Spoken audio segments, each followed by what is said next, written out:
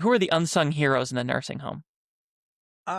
Boy, it's a tie. It's a three-way tie, and probably even more than that. But the Yeah. three-way tie would go social work, social services, which are underutilized, understaffed. There's literature.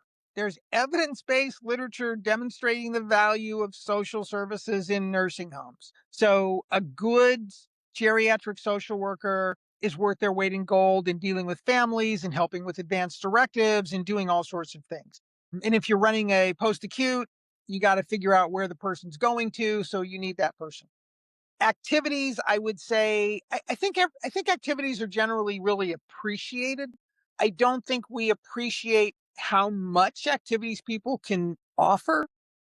Yeah. And the final is, I've mentioned them several times, the housekeepers. Those I house think they're the unsung heroes. I think you'd be amazed at how much your housekeepers know about your residents and what's going on in the facility. And let's face it, during the pandemic, they were essential. yeah. So, and honestly, during any sort of infection or, I mean, when it's flu season or whatever, they're doing their job, keeping things clean, wiping things down. C. diff isn't a great example. All the things that get transmitted by touch, but it's not just their job as house cleaners and housekeepers. It's what inviting them in to share their knowledge about the residents. And oh my God, you're giving them a gift too, because they will give you so much more when they feel like, wow, they care about what I think. Yeah. How have you seen people create that feedback loop? Is it as easy as just going to the housekeeper and getting their insights? Or because I would imagine you want to build a consistent feedback loop where you're consistently getting the feedback. And frankly, it sounds to me like you're talking about getting the feedback from the boots on the ground, right? Which is the CNA, which is the housekeeper, which is your nursing staff, which everybody who's having that firsthand interaction. Is the feedback loop QAPI? Is the feedback loop the administrator goes and interviews them? What does that feedback loop look like? Yeah, Quappy's one place where you can live it.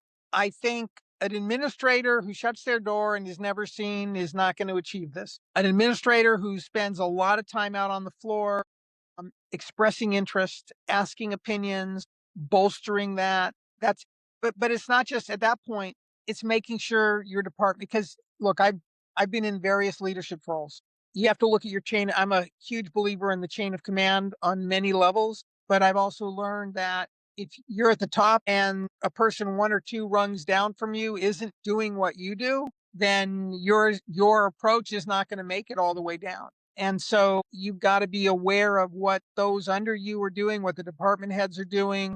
And again, as I mentioned, there's a lot of culture stuff that you may have a nurse that's been there for 20 years that has a huge influence on the building, good or bad. You got to be aware of all these things. And, those are the tough decisions. That's one of the things I don't miss. One of the reasons I'm thrilled to be retired and not running any businesses is I don't have to deal with personnel. And the reality is it's human beings, and no matter how hard you try, no matter how much you lead by example, you're going to have people who aren't listening to you.